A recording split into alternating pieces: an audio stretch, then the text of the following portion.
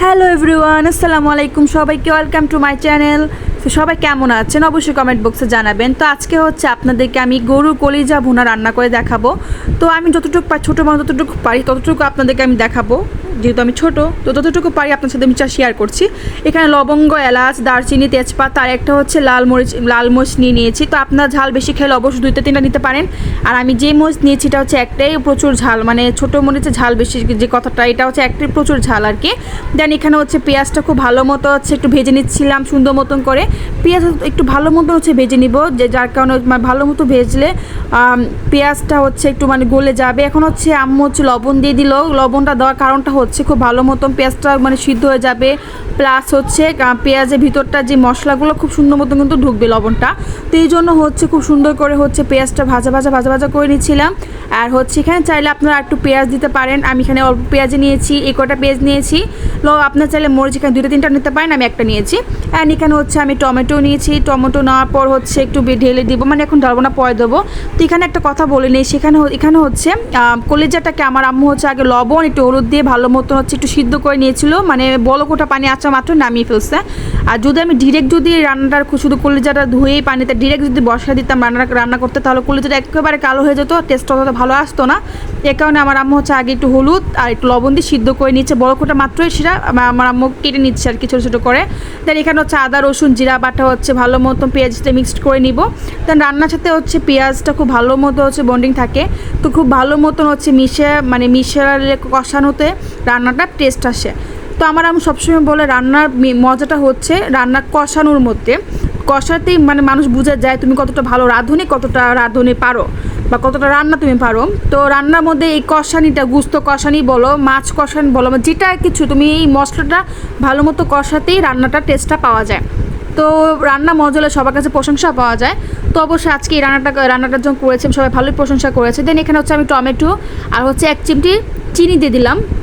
And চিনিটা দেওয়ার কারণটা হচ্ছে একটু টেস্টটা একটু ভালো আসবে আর হচ্ছে কালারটা সুন্দর আসবে, যার কারণে 1 চিমটি আমি মানে পেঁয়াজ দিয়ে দিলাম আর কি। দেন এই তো ভালো মতন আবার সুন্দর করে হচ্ছে একটু মিক্সড করছিলাম। অ্যান্ড কালারটা যখন একটু চলে আসবে দেন 2 মিনিট হচ্ছে এরকম ভাজা করার পরে এখানে হচ্ছে আমি ধনিয়া গুঁড়া, তারপর হচ্ছে হলুদ আর হচ্ছে মরিচের গুঁড়া দিয়ে ভালো মতন আবার একটু মিক্সড করে নিব। খুব সুন্দর মতন এখন ভালো মতন মিশাতে হবে অ্যান্ড কষাতে হবে, সুন্দর মতো এখন কষাবো।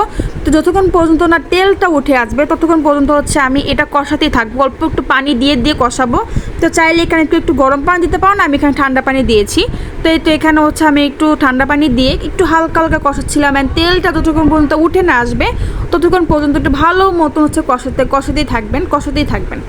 দেন এখানে হচ্ছে খুব সুন্দর মতন কষাতে হচ্ছে। আর এখানে হচ্ছে এখন কলিজাটা দিয়ে দিয়েছিলাম। আগে আবার বলে নিচ্ছি, কলিজাটা অবশ্যই আগে একটু চাইলে আপনারা একটু হলুদ একটু লবণ দিয়ে ভালো মতো সিদ্ধ করে দেন হচ্ছে আপনারা বসাতে পারেন। তো এখানে হচ্ছে আমি একটু ভাজা যে জিরা গুঁড়াটা হালকা অল্প একটু দিয়েছি, দেন রান্না শেষ আগে মুহূর্তে আমি আবার দেবো, এই জন্য অল্প দিয়েছি। দেন এখানে হচ্ছে কলিজাটা খুব ভালো মতো হচ্ছে মিশাচ্ছিলাম। আর এখন কালারটা দেখতে পাচ্ছেন, ভালো মতো নাড়াচড়া করতেছিলাম, এপিট উপিট ভালো মতো হচ্ছে নাড়াচড়া করছিলাম, ভালো মতো কষাচ্ছিলাম। এখানে কিন্তু কোনো পানি দেইনি, আমি শুধু কষাতে একটু পানি দিয়েছিলাম, ওই পানি দেওয়াই ভালো মতন মাংসগুলোর ভিতরে মানে কলিজাগুলোর ভিতরে মানে কলিজার ভিতরটা যখন একটু ভালো ইয়াটা আসবে তখন হচ্ছে।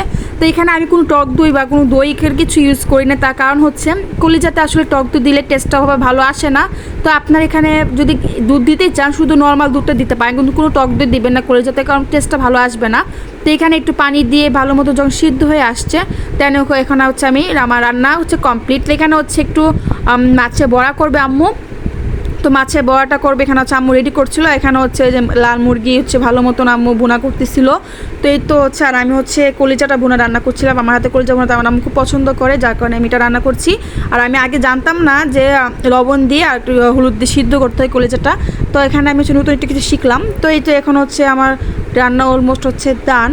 তো এই তো আমার রান্না কমপ্লিট হয়ে গেছে। তো এই যে দেখতে পাচ্ছ রান্না কালারটা কিন্তু দেখে বুঝতে পারছো যে কতটা ইয়ামি হচ্ছে। আর যখন খেয়েছি তখন সবাই বলতেছে খুব মজা হয়েছিল। তো এই কলিজা ভুনাটা সবার কাছে খুব ভালো লেগেছিলো। তো আমি নামানোর আগে হচ্ছে একটু ভাজা যে জিরা গুঁড়া ছিল সেটা হচ্ছে উপরে আমি দিয়ে দিয়েছিলাম। আর এখানে হচ্ছে যে মাছের বড়ার রেসিপি অন্য একদিন তোমাদের সাথে শেয়ার করব। তো এখানে হচ্ছে আমি আগে একটু ভাজাটা নিয়ে নিলাম, বড়াটা নিলাম, মাছের বড়াটা দিয়ে টেস্ট করলাম। আর এখানে হচ্ছে আমি কলিজাটা নিলাম, অ্যান্ড কলিজাটা একটু মানে সিদ্ধ মোটামুটি ভালোই হয়েছে। আর হচ্ছে কলিজাটা খেতে খুব টেস্ট হয়েছিল। তো তোমাদের যদি রান্না ভালো থেকে থাকে অবশ্যই একটা লাইক করে যাবে, অ্যান্ড হচ্ছে তোমার বাসা ট্রাই করতে পারো। তো যতটুকু পেরেছি তোমাদের সাথে শেয়ার করেছি। ধন্যবাদ সবাইকে।